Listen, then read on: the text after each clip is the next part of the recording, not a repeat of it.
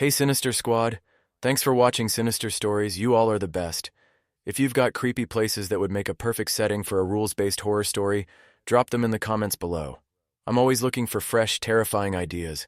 Don't forget to like, subscribe, and hit that bell. You won't want to miss what's coming next. Stay sinister. You know, when I signed up to be a flight attendant, I expected a few things.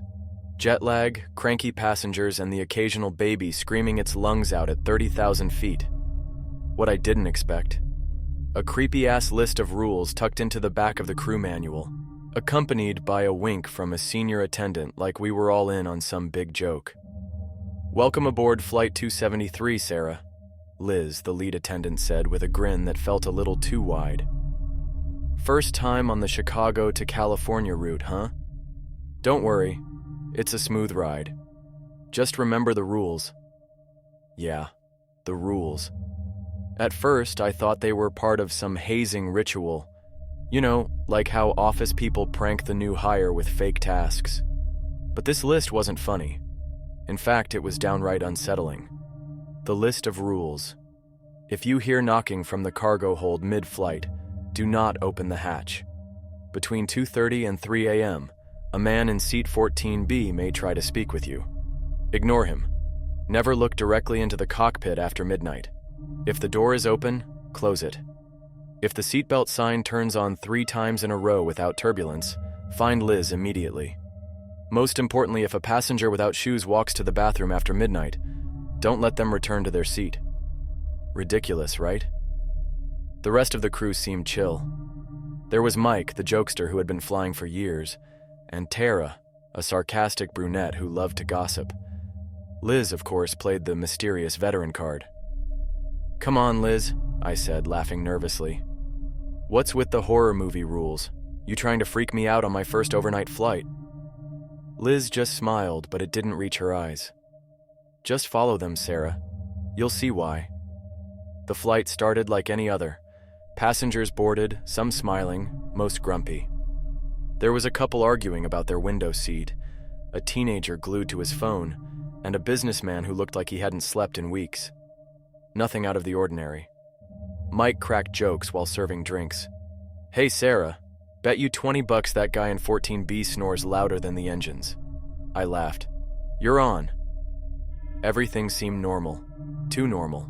But at 2 a.m., things started to get weird. The cabin dimmed for night mode. The hum of the engines was oddly comforting. Then, bang, bang, bang, knocking from below. My smile froze. The cargo hold. No one should be down there. Mike and Tara heard it too. Mike raised an eyebrow. "Cargo door prank? Liz pulling your leg again?" Liz wasn't laughing. She grabbed my arm. "Rule 1, don't open it." "Wait, seriously?" The knocking came again. Louder this time. Rhythmic. Almost like a pattern. Bang, bang, bang, bang. Tara, skeptical as always, scoffed. "There's gotta be an explanation, maybe something felt..." Liz shook her head. "Don't open it." But Tara didn't listen. "Come on, guys. It's probably luggage shifting." She started walking toward the cargo access hatch. "Tara, stop," I called out. But she was already there, hand on the handle. The knocking stopped. We held our breath. The hatch creaked open just an inch.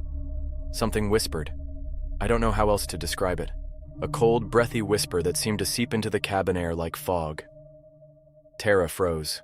Her hand jerked back like she'd been burned. I didn't see anything," she stammered, backing away. But I noticed her eyes. They were glassy. Distant. Liz rushed over and slammed the hatch shut. "Never open it!" Tara didn't speak for the next hour. As we all tried to shake it off, thinking that maybe exhaustion was playing tricks on us, the seatbelt sign chimed. Ding. Okay, turbulence maybe? Ding. Again? Still no bumps. Ding. Third time. My stomach dropped. I glanced at Liz. Her face had gone pale. "Stay here," she whispered, walking toward the back of the plane. "What's happening?" I whispered to Mike. "She never tells us," he muttered. "But something always happens when that sign goes off 3 times. Suddenly I heard it. Footsteps. Slow. Barefoot. I turned. A woman, thin, pale, with long hair covering her face, was walking barefoot down the aisle toward the bathroom. I froze. The last rule. If a passenger without shoes walks to the bathroom after midnight, don't let them return to their seat. I watched her disappear into the bathroom. The door clicked shut. Silence. The plane seemed to hold its breath. Liz returned, her face grim. "Did anyone see the barefoot woman?" I said. Liz's face darkened. "She can't return." I swallowed hard. "But that's a passenger, right?" Liz shook her head. "No, she's not." The bathroom door handle clicked. It started to turn. The bathroom door handle turned slowly, as if whoever was inside wasn't sure whether they wanted to come out. The overhead lights flickered, not the usual turbulence flicker, but like something wrong was happening in the wiring. "Don't let her return to her seat." Liz's voice was sharp, final. Mike and I exchanged glances. "Wait, are you serious right now?" I whispered. "That's a human being in there, right?" Liz didn't respond. She just stared at the bathroom door, face pale. Tara sat slumped in a jump seat, still out of it since opening the hatch to the cargo hold. Click. The door handle jiggled. No, Liz muttered, stepping forward. "Mike, Sarah, block the aisle." "What?" I hissed. "This has to be a prank. She's gonna come out, probably confused about all this weird energy." But I moved, because something deep inside me, some primal survival instinct, was screaming that this wasn't normal.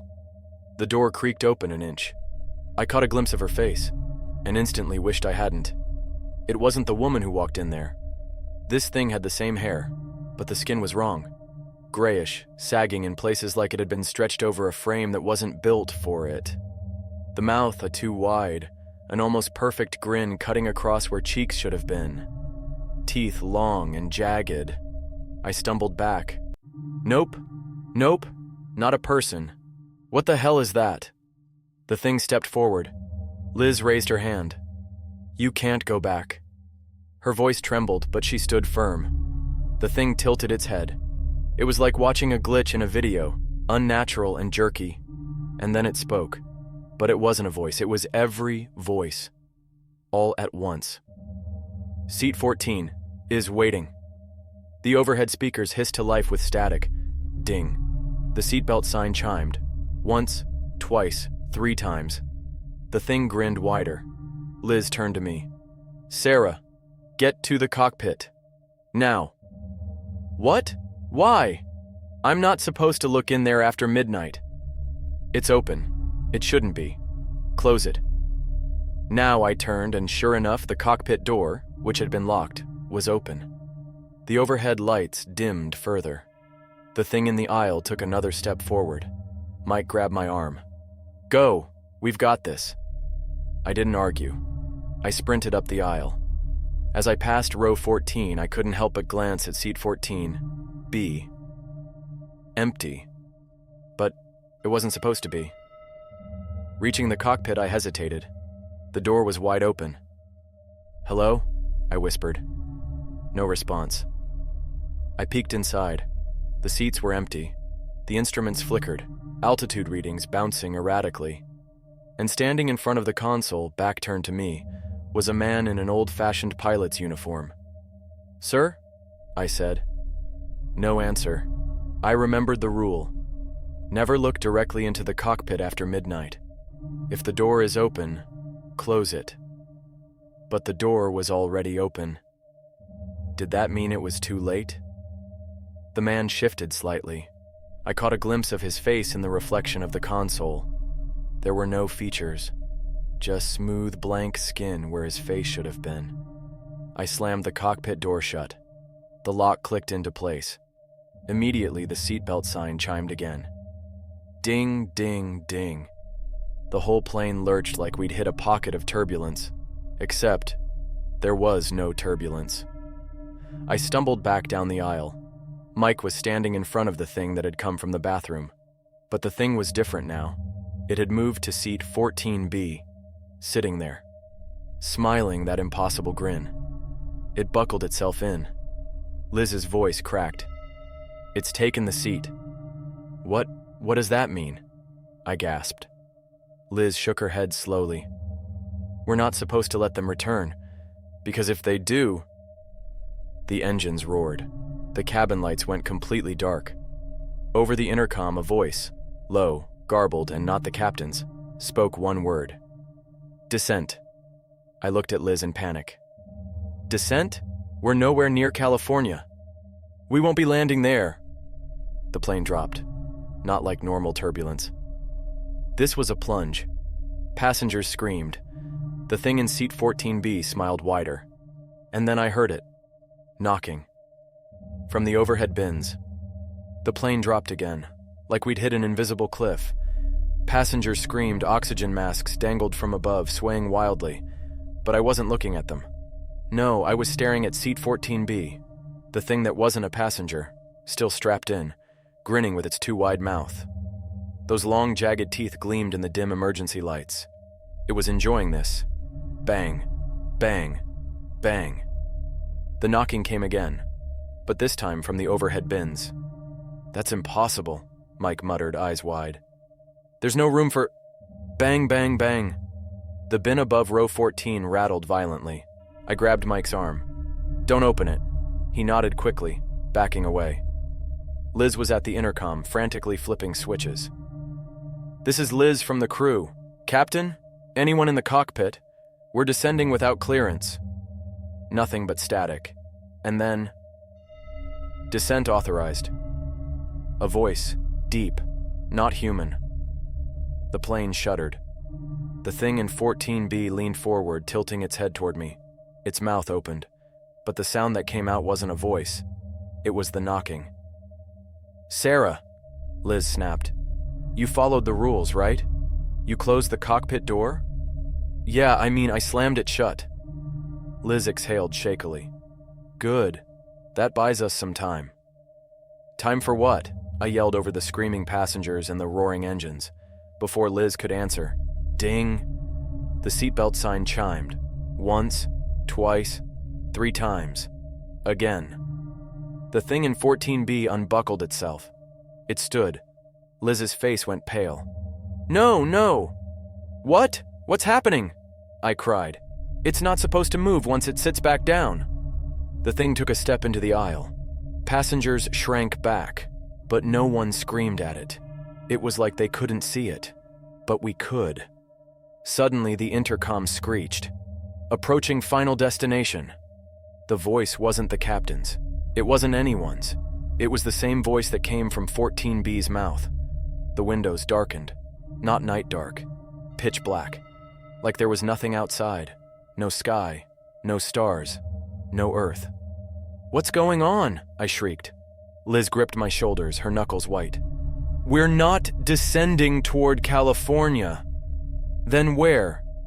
But I never got to finish, because the overhead bins snapped open, all at once, and arms reached out, not human arms. They were thin, bone-stretching skin taut, fingers too long, nails scraping the metal edges of the compartments.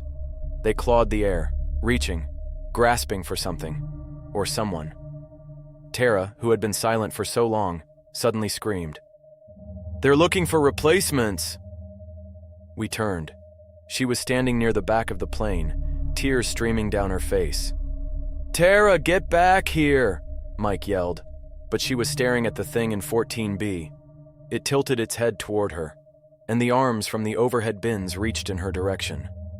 "No, no, no, no!" Tara screamed, running toward the emergency exit. "Tara, stop!" Liz screamed, but Tara yanked the lever. For a second, there was silence. The door exploded open. But there was no wind, no rush of air, because there was nothing outside, just blackness. Tara froze at the doorway. The thing in 14B raised its hand, pointed at her. Tara took one step back, and then the arms grabbed her. They pulled, with impossible strength. Tara screamed, once, before she was yanked into the blackness, gone, like she'd never been there at all. The emergency door slammed itself shut. The overhead bins clicked closed. Silence. The thing in 14B sat back down and buckled itself in. I stood there, shaking, barely able to breathe. Liz whispered. She broke the rule. You never open a door mid-flight, because they're waiting.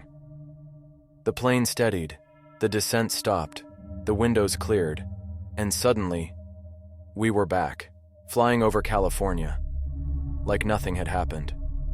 The intercom crackled. Ladies and gentlemen, we are now beginning our final descent into Los Angeles. Local time is 4:45 a.m. The captain's voice. The real captain. Like everything had been normal. I turned back toward row 14. Seat 14B was empty. Liz placed a hand on my shoulder. No one will remember her, she whispered. What? Tara. They never do. I looked back at the passengers, smiling, chatting, like nothing had happened. And when we landed, Tara's name wasn't on the crew manifest, like she had never existed at all. But I remembered. I remembered everything. We touched down at LAX like nothing happened. Passengers clapped, because of course they did. I always thought that was cheesy, but this time their applause felt wrong. Too cheerful, like they were celebrating something they didn't understand. Mike stood beside me at the exit door greeting passengers as they disembarked. His smile was forced. His hands trembled slightly. Liz leaned in close. Don't say anything. No one remembers her. I glanced back down the aisle. Seat 14B sat empty. Perfect. As if no one had been there at all. But I remembered Tara's scream. How the arms dragged her into that endless black void. How the thing with the jagged smile buckled itself in after she was gone. Hey, Liz, I whispered. Why did it sit in 14B? Why that seat? Liz didn't look at me. Because that's his seat. Who's his? Before I could finish, the cabin lights flickered. Ding. The seatbelt sign chimed. Again. Guys? Mike's voice wavered. We landed. Why's the sign still going off? Liz turned pale. It shouldn't be. The overhead speakers crackled. Boarding complete. Prepare for takeoff. What? I shrieked. We just landed. Passengers who had left were suddenly walking back into the plane. The same passengers, same seats, same expressions. It was like the flight had reset. No, no, no, Liz gasped. It wasn't supposed to loop. What do you mean loop? Mike grabbed her arm. Liz looked at both of us, panic creeping into her voice. This happens if the rules are broken twice on the same flight. I backed away. Wait. Tara opened the cargo hatch and then the emergency door. That's two. You're saying we're stuck? Liz nodded grimly. Until it chooses another replacement. The passengers settled in again, oblivious. Like they didn't remember the horrors from before. But the crew remembered. Mike, Liz, and I stood frozen. Then, footsteps. Slow. Deliberate. I turned toward the aisle. A man I'd never seen before boarded the plane. Tall, thin, pale, wearing an old pilot uniform, just like the faceless figure in the cockpit. He walked with a slight limp, dragging a suitcase that screeched against the floor. Who is that? Mike whispered. No one's supposed to board after landing, Liz muttered. The man said nothing. His eyes were hidden under the brim of his pilot hat. He stopped at row 14, seat 14B, and sat down. The seatbelt sign chimed once more. Ding. Final boarding complete. The cabin lights flickered again. The engines roared to life. This isn't happening, I whispered. But it was. The plane began to move. Who are you? Mike shouted, stepping into the aisle toward 14B. The man didn't respond. Mike reached out. Don't touch him! Liz screamed. But it was too late. Mike's hand grazed the man's shoulder. The lights went out. The engines cut. Silence. And then I heard it. The knocking. Not from the cargo hold this time. Not from the overhead bins. From every seat on the plane. When the lights flickered back on, Mike was gone. No scream, no trace. Just gone. The man in 14B finally looked at me. His face was no longer hidden. It was the faceless figure from the cockpit. A smooth, blank canvas where a human face should be. And yet I could feel him smiling. Liz grabbed my hand, her grip tight enough to hurt. We're the only ones left. The plane lifted off the runway, by itself. The passengers sat calmly, smiling, chatting, like nothing had ever happened. But I knew better. I looked at Liz. "What happens now?" I whispered. She swallowed hard. "We wait for the final rule." The intercom crackled. "Flight 273 en route. Final stop, the place between." The thing in 14B stood up again. This time it pointed directly at me. Its face, a blank sheet of pale skin, shifted. For a moment I thought I saw Tara's face stretch across it. Just for a second. Then Mike's. Both twisted in silent screams before melting back into the smooth, featureless surface. I staggered back. "Liz, it's pointing at me."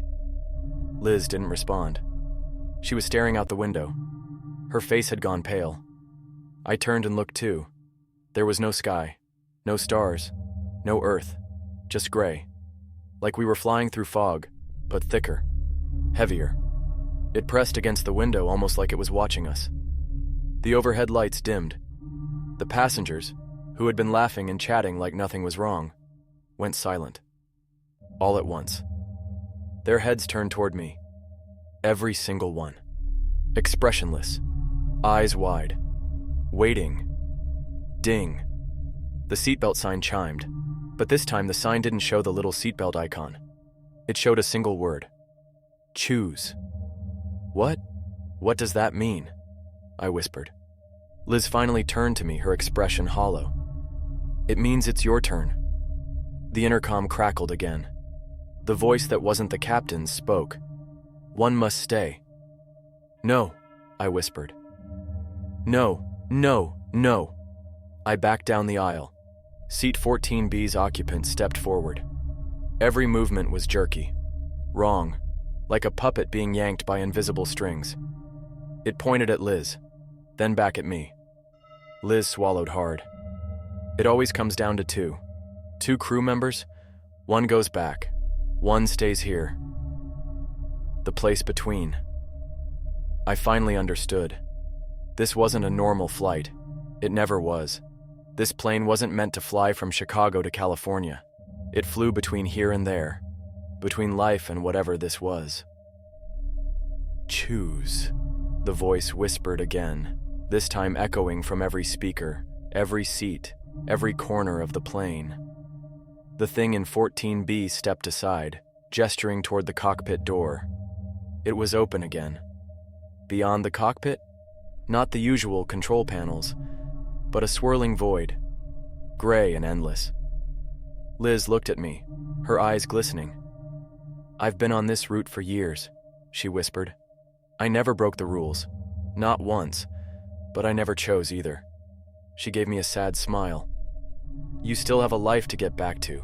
Family, friends. Don't waste it." "Liz, wait." I reached out, but she was already moving, toward the cockpit, toward the void. "No, there's got to be another way," I screamed. Liz stopped just before the threshold. She turned back and smiled. "Tell them not to break the rules, Sarah." Then she stepped through. The void swallowed her without a sound. The cockpit door slammed shut. The engines roared. Light returned to the windows, real light. Blue sky, clouds, the Pacific Ocean below. I staggered back into the cabin. Passengers were chatting again, laughing, smiling, no memory of what had just happened. The intercom crackled. The real captain's voice came through this time. "Ladies and gentlemen, we'll be landing in Los Angeles shortly. Thank you for flying with us." I looked back at row 14. Seat 14B, empty, as if no one had ever been there. When we landed, the other crew members disembarked without question. No mention of Mike, no mention of Tara, no mention of Liz. But I remembered. I handed in my resignation that afternoon. But here's the thing. Even now, sometimes when I'm at home, I hear it. Late at night, when everything's quiet. Ding. The sound of the seatbelt sign. And sometimes, just sometimes, I hear a knock.